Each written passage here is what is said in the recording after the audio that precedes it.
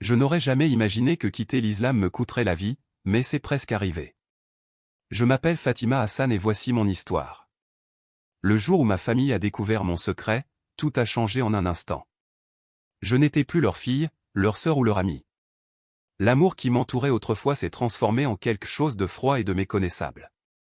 Pour eux, j'étais une honte, un paria qui avait trahi tout ce qu'ils tenaient pour sacré. Et pour ça, ils pensaient que je méritais de mourir. Je me souviens du feu, de la douleur insupportable et brûlante, de l'odeur âcre de ma propre chair brûlée. Tous les nerfs de mon corps hurlaient, mais mes cris furent avalés par la nuit. Je pensais que c'était la fin, que j'allais disparaître dans le néant. Mais j'avais tort. Parce qu'à ce moment-là, alors que mon corps était consumé par les flammes, quelque chose au-delà de ce monde s'est produit. J'ai laissé l'agonie physique derrière moi et, à sa place, j'ai vu quelque chose auquel je ne m'attendais pas, je l'ai vu. Jésus. Sa présence m'a entouré, m'a rempli de chaleur et de paix d'une manière que je n'avais jamais connue. Son amour a atteint les parties les plus profondes de mon âme, faisant taire mes peurs, effaçant la douleur. Et puis, il a parlé. Ce qu'il m'a dit a tout changé. Ceci est mon témoignage. C'est ainsi que je suis mort, et comment je suis revenu changé à jamais. Je suis né dans une famille musulmane pieuse. À partir du moment où j'ai pu comprendre les mots, on m'a appris à prier, à réciter le Coran, à me soumettre et à obéir. L'islam n'était pas seulement une religion dans notre foyer, c'était notre identité même, tissée dans tous les aspects de notre existence. Cela dictait notre façon de vivre, notre façon de parler, notre façon de nous habiller. La remettre en question était non seulement découragée, mais impensable. Pendant des années, j'ai suivi toutes les règles sans hésitation. J'ai jeûné pendant le Ramadan, je me suis habillé modestement, j'ai baissé les yeux et j'ai répondu à toutes les attentes d'une vraie femme musulmane. J'ai essayé d'être parfait, de faire taire le léger malaise qui sommeillait en moi. Mais peu importe à quel point j'obéissais, quelque chose me semblait manquer. Au fond de moi, je me débattais. Mes prières semblaient vides, comme des mots prononcés dans le vide. J'aspirais à quelque chose de plus profond, de réel. Mais je n'osais pas exprimer mes doutes à haute voix. Le doute était dangereux. Poser les mauvaises questions pourrait entraîner une punition, de la honte ou pire. Alors, j'ai enterré mon incertitude et j'ai fait semblant d'être la fille dévouée que ma famille attendait. Et puis, tout a changé. J'ai commencé à entendre murmurer un nom, Jésus. Au début, ce n'était que des mentions passagères, des histoires qui contredisaient tout ce qu'on m'avait appris. J'avais toujours cru qu'il n'était qu'un autre prophète, une figure du passé sans plus grande signification. Mais quand j'ai secrètement commencé à lire sur lui, quelque chose a remué en moi. Ces mots semblaient différents. Ils ont atteint les profondeurs de mon âme, s'adressant directement à mon cœur d'une manière que je n'avais jamais connue auparavant. Pourquoi son message semblait-il si personnel? Pourquoi avais-je l'impression que c'était fait pour moi? Je ne pouvais pas ignorer l'attirance que je ressentais vers lui. La curiosité est devenue une obsession. J'ai lu tout ce que je pouvais trouver en secret, j'ai regardé les témoignages d'autres personnes qui l'avaient rencontré et j'ai lutté contre des émotions que je ne comprenais pas complètement. Puis les rêves ont commencé. Nuit après nuit, j'ai vu un homme vêtu de blanc, brillant d'une lumière indescriptible. Il n'a jamais parlé, mais sa présence m'a rempli d'un amour et d'une paix au-delà des mots.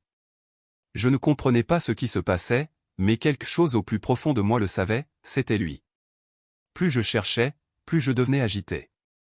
Si l'islam détenait la vérité absolue, pourquoi me sentais-je si perdu? Pourquoi est-ce que je me sentais si vide?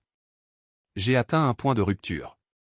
Je ne pouvais plus ignorer ce que je ressentais, ne plus supprimer la vérité qui avait pris racine dans mon cœur. Et c'est ainsi que j'ai pris la décision la plus terrifiante de ma vie. J'ai choisi de quitter l'islam. Mais cette décision n'était pas seulement une question de croyance, elle impliquait de m'éloigner de tout ce que j'avais jamais connu. Cela signifiait perdre ma famille, ma communauté, ma sécurité. Je connaissais le prix, mais je ne pouvais pas revenir en arrière. J'avais trouvé la vérité. Pendant un moment, j'ai gardé ma foi cachée. J'ai prié en silence, lu la Bible dans des coins secrets et exprimé mes pensées uniquement à voix basse. Mais les secrets ont une façon de refaire surface. Un jour, ma famille l'a découvert. Cela a commencé avec des soupçons. Ils ont remarqué que je ne priais plus, que quelque chose en moi avait changé. Ensuite, ils ont trouvé ma Bible. Au moment où leurs yeux se posèrent dessus, la maison explosa de rage. Le visage de mon père se tordit de fureur. Ma mère s'est effondrée en sanglots. Mes frères me regardaient comme si j'étais un étranger, voire pire, un traître. J'ai essayé de leur expliquer, de les supplier de comprendre, mais ils ont refusé de m'entendre. Pour eux, j'avais fait honte à notre famille, à leur nom, à tout ce en quoi ils croyaient. Leur amour s'est transformé en haine en un instant. Les personnes qui m'avaient autrefois protégé étaient désormais celles que je devais le plus craindre. Dans un premier temps, ils ont lancé des avertissements. Ils m'ont dit de me repentir, de retourner à l'islam, sinon il y aurait des conséquences. Mais je ne pouvais pas revenir en arrière. J'avais vu la vérité. Je savais que Jésus était réel. Lorsque leurs menaces ont échoué, ils ont eu recours à quelque chose de bien pire. Une nuit, ils m'ont coincé. Leur visage était froid, illisible. Mes appels désespérés sont tombés dans l'oreille d'un sourd. Je me souviens du premier coup, un coup puissant qui m'a envoyé m'écraser au sol. Puis des mains rudes m'ont attrapé et m'ont entraîné dehors. L'air était froid, mais leur rage était plus brûlante que tout ce que j'avais jamais ressenti. J'ai vu le contenant avant de le sentir. L'essence a trempé mes vêtements et s'est infiltrée dans ma peau. J'ai crié, je me suis battu, mais ils m'ont retenu. Une allumette a été frappée. Et puis, le feu. Je ne peux pas mettre de mots sur la douleur. Mon corps est devenu un enfer, des flammes parcourant mes bras, mes jambes, mon visage. Mes cris ont rempli la nuit, mais personne n'est venu m'aider. Personne ne les a arrêtés. Je me suis effondré. Le monde est devenu flou. Ma vision s'est obscurcie. L'agonie s'est transformée en engourdissement. Je pouvais sentir ma vie m'échapper. Je pensais que c'était la fin. Et puis, quelque chose d'extraordinaire s'est produit. La douleur a disparu. Le chaos s'est estompé. Je n'étais plus dans mon corps, je n'étais plus lié par la souffrance. Je me sentais en apesanteur, dérivant au-delà du monde physique. J'ai baissé les yeux et j'ai vu mon propre corps calciné immobile, entouré de la famille qui m'avait condamné. Mais je n'ai ressenti aucune peur. Aucun chagrin. Et puis, l'obscurité. Un vide profond et suffocant m'entourait, plus froid que tout ce que j'avais jamais connu. J'étais complètement seul. Et puis, les chuchotements sont venus. Des voix dures et accusatrices remplissaient le silence, leurs mots me transperçaient comme des couteaux. Vous avez trahi la vérité. Vous avez abandonné le chemin. Mais tu mérites ça. Leurs paroles m'entourèrent comme des chaînes, m'entraînant dans le désespoir. Je sentais le poids de la condamnation m'écraser, mon âme tremblait sous le poids de leurs accusations. Était-ce l'enfer? Avais-je fait une erreur? À ce moment-là, alors que la peur menaçait de me consumer, j'ai vu une lumière. Une lumière brillante et rayonnante perçant les ténèbres. Et au centre, il se tenait debout. Jésus. Et puis, tout a changé. L'envie de crier m'a consumé, mais ma voix a échoué. J'avais envie de courir, d'échapper au vide étouffant, mais je n'avais nulle part où aller. L'obscurité s'étendait à l'infini, me pressant de tous côtés. C'était comme si j'avais été englouti dans un gouffre sans fond, un abîme qui ne me lâcherait jamais. Et puis, juste au moment où le désespoir commençait à resserrer son emprise, quelque chose a changé. Une lumière est apparue. Au début, ce n'était qu'une lueur lointaine et fragile perçant le vaste vide. Mais il n'est pas resté petit. Il grandissait, s'étendait et s'intensifiait, rayonnant une chaleur qui repoussait le froid. Cela ne ressemblait à aucune lumière que j'avais jamais vue ni dure, ni aveuglante, mais vivante. Il y avait une présence, une force plus grande que tout ce que j'avais jamais connu. Et soudain, je n'étais plus seul. Une voix m'a appelé. C'était fort, mais doux. Puissant mais rempli de tendresse. Fatima. Au moment où je l'ai entendu, une vague de reconnaissance m'a envahi. Et puis, je l'ai vu. Jésus. Il se tenait devant moi, sa forme enveloppée d'un rayonnement si pur, si d'une beauté à couper le souffle, que je ne pouvais pas détourner le regard. Mais ce n'était pas seulement de la lumière, c'était de l'amour. Un amour si vaste, si profond, qu'il m'a complètement englouti. Il a atteint chaque endroit blessé, chaque recoin caché de mon âme et l'a rempli de chaleur et de paix. Je me suis effondré à genoux, dépassé. Mon corps tremblait, mais pas de peur. Je ne pouvais pas parler. Je ne pouvais pas bouger. Les larmes coulaient sur mon visage alors que j'étais submergé par quelque chose que je n'avais jamais ressenti auparavant, la plénitude. Ensuite, il a tendu la main. Ses yeux ne contenaient que de la compassion, une gentillesse dépassant l'entendement humain. « Vous êtes aimé, dit-il. Mais tu es à moi. Ce n'est pas encore ton heure. » À ces paroles, chaque once de peur, chaque fardeau de culpabilité, chaque ombre persistante de solitude ont disparu en un instant. Le poids qui m'avait écrasé quelques instants auparavant s'est dissous comme une brume au soleil du matin. Pour la première fois de mon existence, je me sentais vraiment libre. Et puis, il m'a montré autre chose. Au-delà de lui, j'ai entrevu un endroit que les mots ne pourraient jamais décrire pleinement, un royaume débordant de joie, débordant d'amour. Un lieu où l'adoration remplissait l'air comme la chanson la plus douce. Un lieu épargné par la douleur, où la peur n'avait pas de foyer, où la paix régnait éternellement. Je savais sans l'ombre d'un doute que je regardais le paradis. Et à ce moment-là, tout est devenu clair. Chaque question, chaque désir agité, chaque douleur dans mon âme, tout m'avait conduit à cela. À lui. J'avais passé toute ma vie à chercher, à douter, à craindre. Et pourtant, il avait toujours été là, m'appelant, m'attendant. « Vous devez rentrer, dit-il. » Sa voix était douce mais ferme. « Dites-leur ce que vous avez vu. Parlez-leur de moi. » Je ne voulais pas partir. Je voulais rester en sa présence pour toujours, rester dans la chaleur de cette lumière. Mais avant de pouvoir protester, avant de pouvoir plaider pour rester, j'ai senti quelque chose m'éloigner. Une force à laquelle je n'ai pas pu résister, qui m'a ramené vers le monde que j'avais laissé derrière moi. Avec un souffle désespéré, je me suis réveillé. L'air s'est précipité dans mes poumons comme un raz-de-marée, brûlant comme si j'avais été submergé trop longtemps.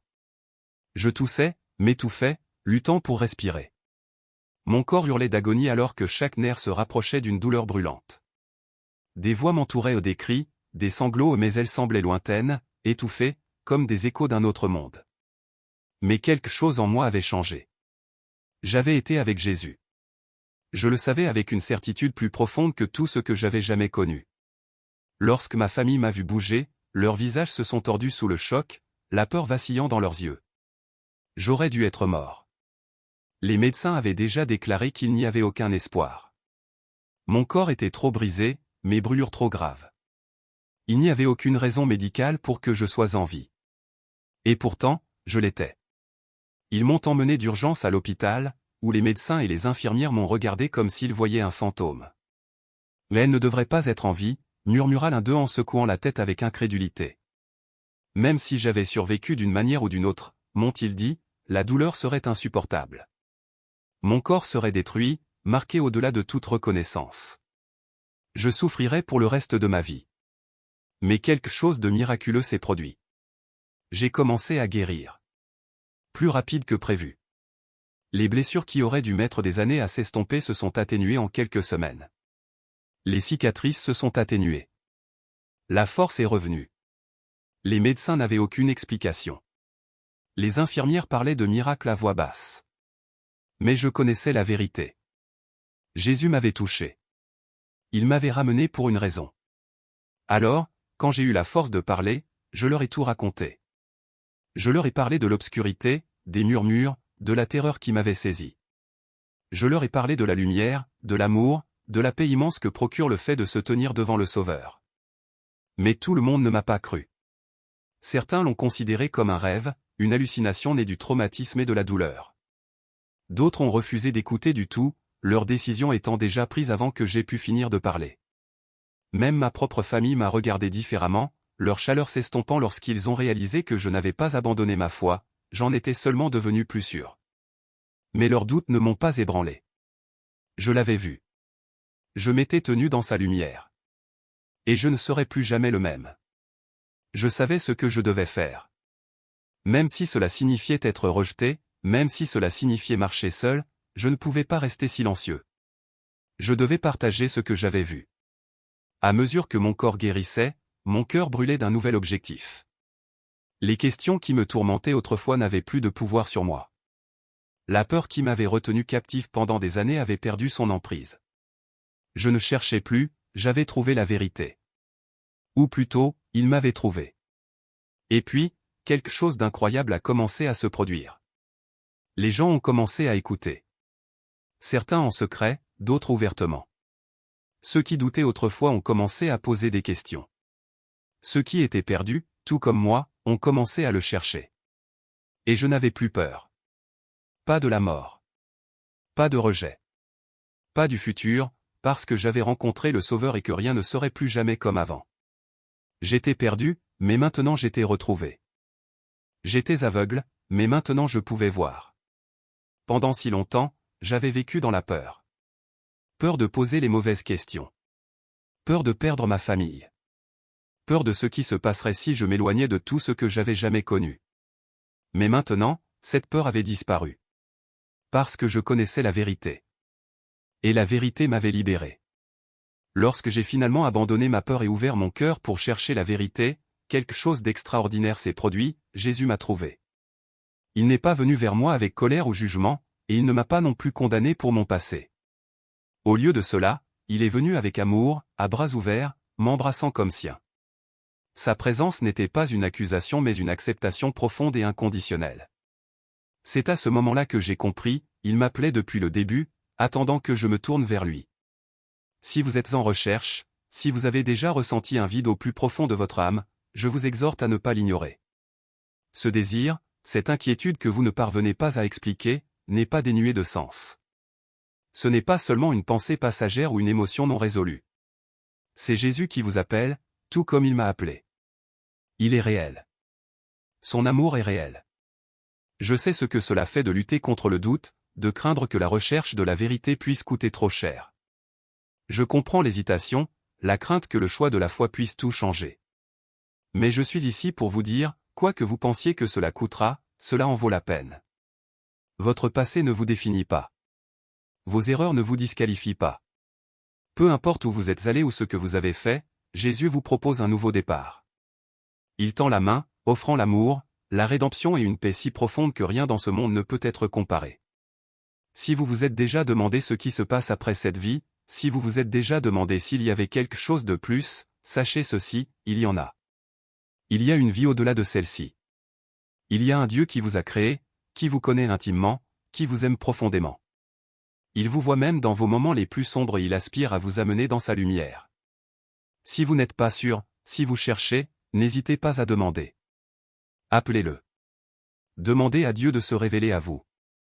Je vous le promets, si vous le cherchez à cœur ouvert, il vous répondra. Tout comme il l'a fait pour moi. C'est mon histoire.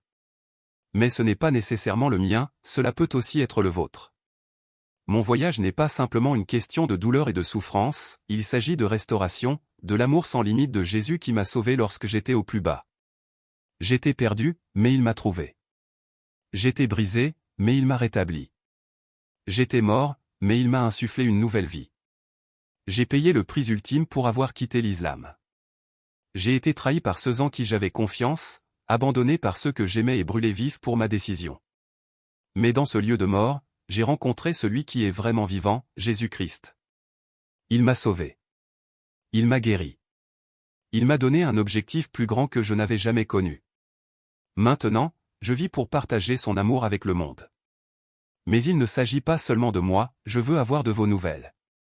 Qu'en penses-tu? Avez-vous déjà vécu quelque chose qui dépasse toute explication? Croyez-vous aux expériences de mort imminente? Avez-vous déjà ressenti la présence de quelque chose de divin dans votre propre vie? Partagez vos réflexions dans les commentaires, j'aimerais entendre votre histoire. Et si ce témoignage a touché votre cœur, ne le gardez pas pour vous. Laissez les autres l'entendre. Aimez cette vidéo, partagez-la avec quelqu'un qui pourrait avoir besoin d'entendre ces paroles aujourd'hui et abonnez-vous pour plus de témoignages de foi, d'espérance et de transformation. Et si vous cherchez encore, si votre cœur désire encore quelque chose de plus, sachez ceci, Jésus vous attend. Ses bras sont ouverts. La vérité est là-bas. Êtes-vous prêt à le trouver?